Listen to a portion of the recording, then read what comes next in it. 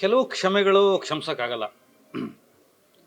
ಯಾರು ನಾಡಿಗೆ ದ್ರೋಹಿಯಾಗಿರ್ತಾರೋ, ರಾಜ್ಯಕ್ಕೆ ದ್ರೋಹಿಯಾಗಿರ್ತಾರೋ, ನನಗಿಂತ ನಾಡು ತುಂಬ ದೊಡ್ಡದು, ಕರ್ನಾಟಕ ತುಂಬ ದೊಡ್ಡದು, ಅಂಥವ್ರು ನಮಗೆ ಅವಶ್ಯಕತೆನೇ ಇಲ್ಲ, ಅನಿವಾರ್ಯ ಅಲ್ಲ.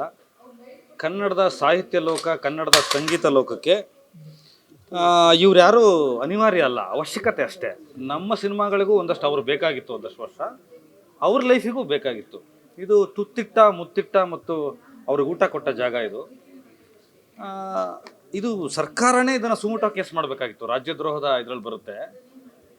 ಕನ್ನಡ ನಾಡಲ್ಲಿ ಬಂದು ಕನ್ನಡ ನಾಡಲ್ಲಿ ಕಾರ್ಯಕ್ರಮ ಮಾಡೋವಾಗ ಕನ್ನಡದ ಹಾಡು ಹೇಳು ಅಂತ ಕೂಗದಲ್ಲೇ ಇನ್ನು ಬೇರೆ ಯಾವ ಭಾಷೆ ಹಾಡು ಹೇಳು ಅಂತ ಕೇಳೋಕ್ಕಾಗತ್ತೆ? ಟಿಕೆಟ್ ಹರಿದಿರೋದಿಲ್ಲಿ, ಕಾರ್ಯಕ್ರಮ ಆಗ್ತಿರೋದಿಲ್ಲಿ, ಕನ್ನಡ ನಾಡಲ್ಲಿ ಕಾರ್ಯಕ್ರಮ ನಡೆಯುವಾಗ ಕನ್ನಡದ ಹಾಡಪ್ಪ ಅಂತ ಹೇಳಬೇಕು. ಸೊ ಅದಕ್ಕೆ ಅವರು ಪಹಲ್ಗಾಮ್ ಲೆವೆಲ್ಗೆ ಹೋಗ್ತಾರೆ ಅಂತಂದರೆ ಇದು ದುರಹಂಕಾರ ಅಲ್ಲ, ಒಂದು ಸ್ಯಾಡಿಸಮ್ ಇದು. ಅವ್ರಿಗಿರ್ತಕ್ಕಂಥ ಮೈಂಡ್ ಕೊಲೆಸ್ಟ್ರಾಲ್ ಇದು. ಈ ಥರದವ್ರನ್ನ ಕ್ಷಮೆ ಅನ್ನೋ ಮಾತೇ ಇಲ್ಲ. ಚೇಂಬರ್ನವರು ಬ್ಯಾನ್ ಅಂತ ಹೇಳೋಕ್ಕಾಗಲ್ಲ ಕಾರಣಾತ್ಮಕವಾಗಿ, ಹಾಗಾಗಿ ಅಸಹಕಾರ ಅಂತ ಹೇಳಿದ್ದಾರೆ. ಕೆಲವು ನಿರ್ಮಾಪಕರು ನಮ್ಮ ಸಿನಿಮಾಗಳಲ್ಲಿ ಹಾಡ್ಸಲ್ಲ ಅಂತ ಹೇಳಿದ್ದಾರೆ. ಅನಿವಾರ್ಯ ಅಲ್ಲ ಯಾರಿಗ್ಯಾರು ಇಲ್ಲಿ, ಮತ್ತು ಇದು ಕ್ಷಮೆಗೆ ಅರ್ಹವಾದಂಥ ವಿಷಯ ಅಲ್ಲ. ಸರ್, ಈಗ ನಿನ್ನೆ ಮೀಟಿಂಗ್ ಆಗಬೇಕಿದ್ರೆ ಫಿಲಂ ಚೇಂಬರ್ ಕಡೆಯಿಂದ ಬಂದಿರುವಂಥದ್ದು ಕ್ಷಮೆ ಯಾಚಿಸಿದ್ರೆ ಮುಂದೆ ನೋಡೋಣ ಅನ್ನೊಂದು ಮಾತು ಬಂದಿದೆ. ಸೊ ಹಂಗಿದ್ರೆ ಈಗ ಕ್ಷಮೆ ಯಾಚಿಸಾಗಿದೆ, ಮುಂದೆ ಅವ್ರನ್ನ ಹಾಡ್ಸೋದಾ, ಇಂಥ ಒಂದು ಚರ್ಚೆಗಳು ನಡೀತಾ ಇದೆ. ಇದು ಈ ಸಿನಿಮಾ ಲಕ್ಕ ದೊಡ್ಡದು. ಇಲ್ಲಿಂದ ಕೇರಳದವ್ರು ಬಂದು ಇಲ್ಲಿ ಸಿನಿಮಾ ಮಾಡ್ತಾರೆ ಕನ್ನಡದಲ್ಲಿ, ತಮಿಳ್ನವ್ರು ಸಿನಿಮಾ ಮಾಡ್ತಾರೆ, ಕನ್ನಡದವರೇ ಸಿನಿಮಾ ಮಾಡ್ತಾರೆ. ಒಂದು ಲೆಕ್ಕಕ್ಕೆ ಅನಿಸುತ್ತೆ ಇದು ನಿರ್ದೇಶಕರು, ನಿರ್ಮಾಪಕರುಗಳು, ಸಂಗೀತ ನಿರ್ದೇಶಕರಿಗೆ ಬಿಟ್ಟಂಥ ವಿಚಾರ ಅಂತ. ಆದರೆ ನಾನು ಹೇಳ್ತೀನಿ ಇದು ನಾಡಿಗೆ ಬಿಟ್ಟಂಥ ವಿಚಾರ. ಆದ್ದರಿಂದ ನಾಡಿನ ಜನರ ಪಲ್ಸ್ ಏನು ಹೇಳುತ್ತೆ, ಅವ್ರು ನಾಡಿ ಮಿಡಿತ ಏನು ಹೇಳುತ್ತೆ ಅಂದರೆ ಈ ಥರದವ್ರ ಅವಶ್ಯಕತೆ ಇಲ್ಲ ಅಂತ.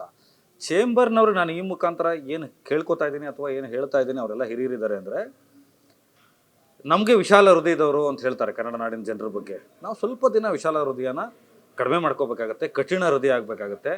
ಈ ಥರದವ್ರಿಗೆ ಸರಿಯಾದ ಒಂದು ಪಾಠ ಕಲಿಸ್ತೇ ಹೋದರೆ ಚೇಂಬರ್ ಇರಲಿ, ನನ್ನ ಪ್ರಕಾರ ಹೋಮ್ ಮಿನಿಸ್ಟ್ರೇ ಕೇಸ್ ತೊಗೋಬೇಕಾಗಿತ್ತು, ಇದನ್ನು ಸುಮೂಟ ಕೇಸ್ ಮಾಡಬೇಕಾಗಿತ್ತು, ಸರ್ಕಾರನೇ ಮುಂದುವರಿಬೇಕಾಗಿತ್ತು. ಯಾಕಂದರೆ ಆ ವಿಡಿಯೋಗಳು ನೋಡಿದ್ರೆ ಎಂಥವ್ರ ರಕ್ತನೂ ಕುದಿಯುತ್ತೆ. ಬಂದಿದ್ದು ಸಂಗೀತದ ಕಾರ್ಯಕ್ರಮಕ್ಕೆ, ಹಾಡಬೇಕು, ಹೋಗಬೇಕು, ಪುಕ್ಸಟ್ಟೆ ಬಂದಿಲ್ವಲ್ಲ, ಹಣ ಇಸ್ಕೊಂಡು ತಾನೇ ಬಂದಿರ್ತಾರೆ. ಇಲ್ಲಿ ನಮ್ಮ ಜನ ಟಿಕೆಟ್ ಹರಿದಿರ್ತಾರೆ ತಾನೆ, ಪ್ರಾಯೋಜಕರು ಬಂದಿರ್ತಾರೆ ತಾನೆ, ಸ್ಪಾನ್ಸರ್ಸ್ ಕೊಟ್ಟಿರ್ತಾರೆ ತಾನೆ. ಸ್ಟೇಜ್ ಯಾರ್ದು? ಇದು ಕರ್ನಾಟಕದಲ್ಲಿ ಕನ್ನಡಿಗ ಸಾರ್ವಭೌಮ. ಕನ್ನಡದ ಕೆಳಗಡೆ, ಆಲದ ಮರದ ಕೆಳಗಡೆ ನಾವಿರೋದು ಎಲ್ಲರೂ. ನನಗಿಂತ, ನಿಮಗಿಂತ, ಎಲ್ಲರಿಗಿಂತ ಕರ್ನಾಟಕ ದೊಡ್ಡದು, ಕನ್ನಡ ನಾಡು ದೊಡ್ಡದು. ಅದಕ್ಕೆ ಅವಮಾನ ಆದರೆ, ಆ ಭಾಷೆಗೆ ಅವಮಾನ ಆದರೆ ಯಾವನು ಬೇಕಾಗಿಲ್ಲ ನಮಗೆ, ಯಾರ ಅಗತ್ಯವೂ ನಮಗಿಲ್ಲ.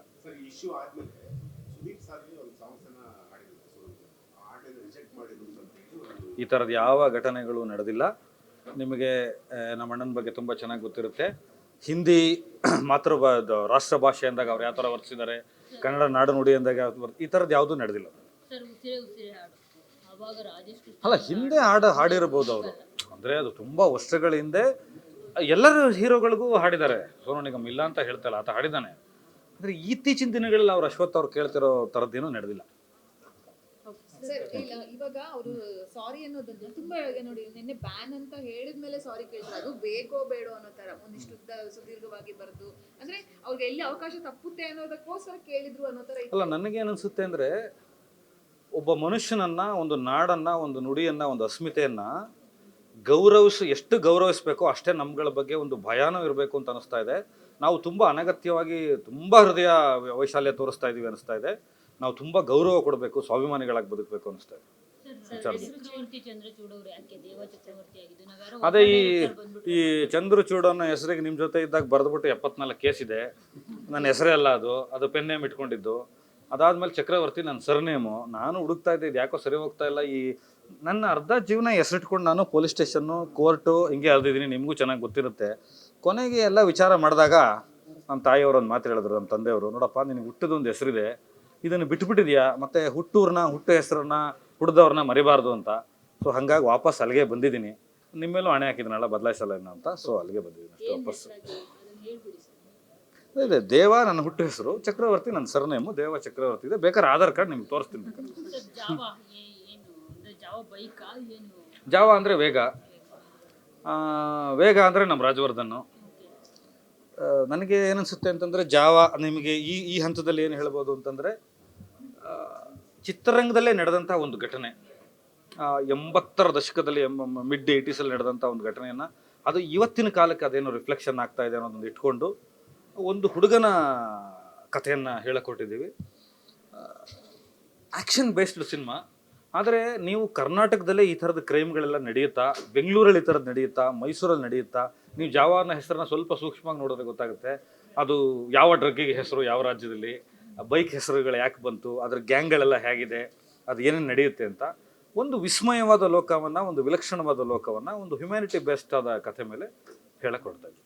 ನೀವು ಬೇಸಿಕಲಿ ಕ್ರೈಮ್ ರಿಪೋರ್ಟ್, ಈ ಸಿನಿಮಾನ ಯಾವ ರೀತಿ ನರೇಟ್ ಮಾಡಬೇಕು ಅಂದರೆ ಇಡೀ ಸಿನಿಮಾನ ಬರೀ ಕ್ರೈಮ್ ಜಾಸ್ತಿ ತೋರಿಸ್ಬೇಕು ಅಂತ ಇದ್ರೆ ಅಥವಾ ಅಲ್ಲ ಇವತ್ತೇನಾಗಿದೆ ಸಿನಿಮಾ ರಂಗದಲ್ಲಿ ಅಂತಂದರೆ 2671 ಲೀಟ್ರ್ ಇದ್ರೇ ಸಿನಿಮಾ ರಕ್ತ ಇದ್ದರೆ ಅಷ್ಟು ರಕ್ತ ಬರುತ್ತೆ.